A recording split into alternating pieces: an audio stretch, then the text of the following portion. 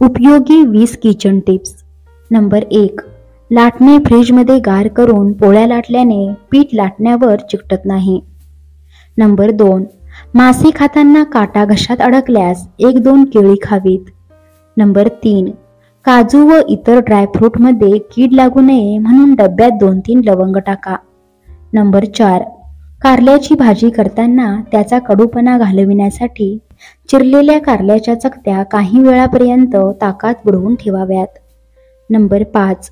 स्वयंपाक करताना जळलेली भांडी साफ करण्यासाठी त्यात अर्धा चमचा रांगोळी आणि अर्धा चमचा कोणतीही डिटर्जंट पावडर टाकून भांडी घासा, स्वच्छ होतील.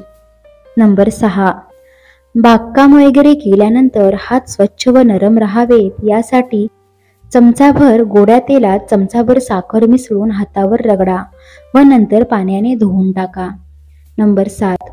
पोट बिघडलेले असते तेव्हा आल्याचा व लिंबूचा रस एकत्र करून थोडं मीठ घालून घ्या, बरे वाटेल. नंबर 8. घरातील कोणताही पंखा स्वच्छ ठेवायचा असेल तर रॉकेलमध्ये कापडाची चिंदी बुडवून त्याने फॅन घासून पुसा. नंबर 9. भाज्या फ्रीजमध्ये ठेवताना एक कोरडा स्पंजाचा तुकडा त्याबरोबर ठेवा. 2-3 दिवसानंतर स्पंजाचा तुकडा पिळा व त्यातील पाणी निघून गेल्यावर भाजीच्या बॉक्समध्ये पुन्हा ठेवा. नंबर 10. कपड्यावरील तेलाचे डाग घालविण्यासाठी त्या डागांवर थोडं पेट्रोल चोळा आणि नंतर ते कपडे धुवा. नंबर 11.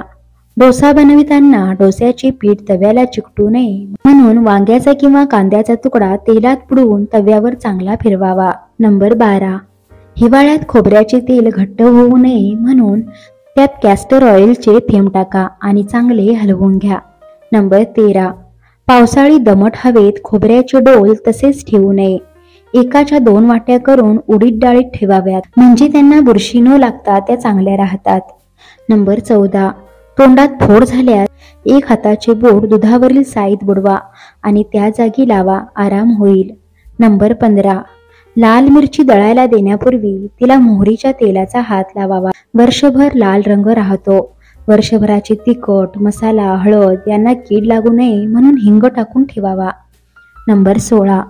पुरण शिजवताना डाळीबरोबर 1 मूठभर तांदूळ घालावे म्हणजे पुरण चांगले घट्ट होते. नंबर 17. पुरणाची, गुळाची, सांज्याची किंवा खव्याची पोळी करताना कणकेत किंचित सोडा घालावा, पोळ्या हलक्या होतात. नंबर 18. शिरा करताना रवा निम्मा भाजल्यानंतर ओल्या नारळाचा रस घालून पुन्हा भाजावा, नंतर नेहमीसारखा शिरा करावा, जास्त चवदार होतो. नंबर 19. पुरण शिजताना हरभऱ्याच्या डाळीतच 1 चमचाभर तूर डाळ टाकली की पुरण चांगले शिजते व आमटीला कटही चांगला येतो. नंबर 20. मेथी न भिजवता मेथीचे लाडू करायचे असल्यास मेथी चांगली भाजून घेऊन पावडर तयार करून रव्याबरोबर लाडू करावेत. मित्रांनो, व्हिडिओ आवडल्यास व्हिडिओला लाईक करा, शेअर करा आणि सबस्क्राईब करा. धन्यवाद.